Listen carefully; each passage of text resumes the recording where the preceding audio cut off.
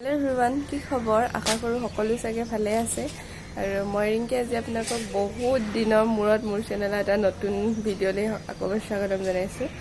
মই বৰ্তমান আছোঁহি গুৱাহাটীত আৰু গুৱাহাটীত অহা মোৰ দিন হ'ল। ইয়ালৈ অহাৰ পিছতে এফালে গৈছিলোঁ, কিন্তু সেই য'ত গৈছিলোঁ সেই ঠাইত মই কিছুমান বিশেষ কাৰণত ভিডিঅ' একেবাৰে কৰা নাছিলোঁ আৰু কিয় নকৰিলোঁ পাছত ক'ম বাৰু কেতিয়াবা। আৰু এতিয়া ৰাতিপুৱা 7:30 বাজি গৈছে আৰু শুই উঠিছোঁ। মানে য'ত গৈছিলোঁ কালি পৰহি আহি পালোহি আৰু কালি দিনটো বহুত ভাগৰো লাগিলে। এতিয়া আজিৰ পৰাই মই ভাবিছোঁ ভিডিঅ'টো ষ্টাৰ্ট কৰোঁ। কেইদিনমান গুৱাহাটীত থকা হ'ব মোৰ। কিমান দিন থকা হয় মানে এতিয়ালৈকে গম পোৱা নাই। মোৰ কিছুমান কাম আছিলে, আনাইদেউৰো কাম আছিলে আৰু মই আছোঁহি এতিয়া আনাইদেউহঁতৰ ঘৰত। ব্লগটো আজি এতিয়াৰ পৰা ষ্টাৰ্ট কৰিছোঁ, একেবাৰে শেষলৈকে চাব আৰু চেনেলটো যদি ছাবস্ক্ৰাইব কৰা তেনেহ'লে ছাবস্ক্ৰাইবটো কৰি দিব।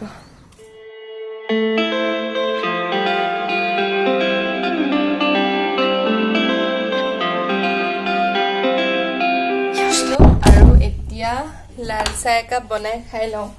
মানে ৰাতিপুৱাৰ পৰা মই খোৱাই নাই, গৰম পানী খালোঁ বাৰু।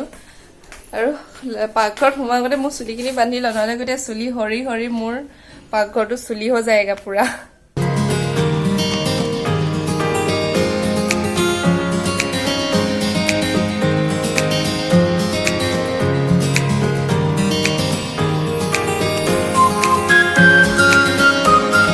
মোৰ 1 কাপ লাল চাহ হৈ গ'ল আৰু মই একদম পাতলকৈ বনাইছোঁ আৰু চেনি অলপো দিয়া নাই। মানে মই চেনি নিদিয়া চাহ খাইহে মই ভাল পাওঁ। আৰু তাৰ লগতে এই কাপত আৰু কিবা কিবি অলপ মই অকণমান দি দিছিলোঁ, আদা, তাৰপিছত তুলসী পাত তেনেকুৱা আৰু এইটো এইখিনি মায়ে এগালমান মিঠৈ বনাই দি পঠাইছিলে আনাইদেউহঁতৰ ঘৰলৈ বুলি। আৰু আনাইদেউৱে মই মানে এনেকুৱা আধা আধা ভাঙি ভাঙি খাওঁ, বেছিকৈ মানে নাখাওঁ। গুড়ৰ মিঠৈ মিঠৈটো এনেও গুড়ৰে হয়, মই বলিয়া হ'লোঁ। আৰু এতিয়া মই খাই লওঁ। মানে ৰাতিপুৱা চাহকাপ এতিয়া মোৰ 12টাই বাজি গ'ল। হ'লেও মানে লাল চাহ, চেনি দিয়া লাল চাহ কাপ মানে মোৰ বহুত ইম্পৰ্টেণ্ট হয় মোৰ কাৰণে দিনটোত। আৰু এতিয়া মই খাই লওঁ।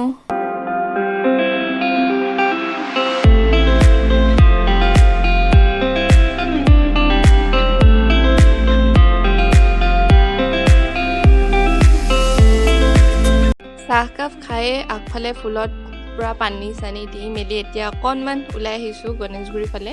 মানে একজেক্ট গণেশগুৰিও নহয়, তাৰ পৰা অকণমান মানে বেলেগ এটা ছাইডত যাম, কাম এটা আছিলে আৰু লগতে এই দোকানখনত সোমাবলৈ আছিলে। মানে এই দোকানখন একদম পূৰা চব মুচি ব্ৰেণ্ডৰ কাপোৰ থাকে ইয়াতে।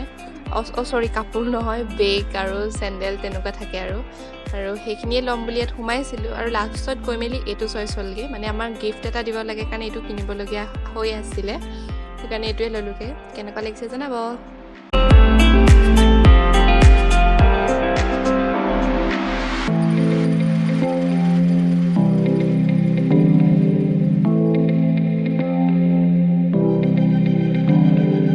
হেল্ল' এভৰিৱান, ঘৰ আহি পালোহি আৰু আহি পায়ে এতিয়া পাকঘৰলৈকে আহিছোঁ আকৌ চিধা। মানে আনাইদেউতো গ'ল কলেজলৈ আৰু এতিয়া আনাইদেউখিনি যাওঁতে ৰাতিপুৱাই ভাত দাইল আৰু কিবা কিবি বনাই থৈ গৈছিলে, কিন্তু মই ভাবিছোঁ মোৰ সৰু আলু দেখি আছোঁ। মানে আনাইদেউৱে গণেশগুৰি বজাৰৰ পৰা আনিছিলে নেকি, সৰু আলু খাবলৈ মন গৈ আছে, সেইকাৰণে ভাবিলোঁ আজি মই সৰু আলু বাদাম দি অকণমান ভালকৈ বনাওঁ বুলি ভাবিছোঁ।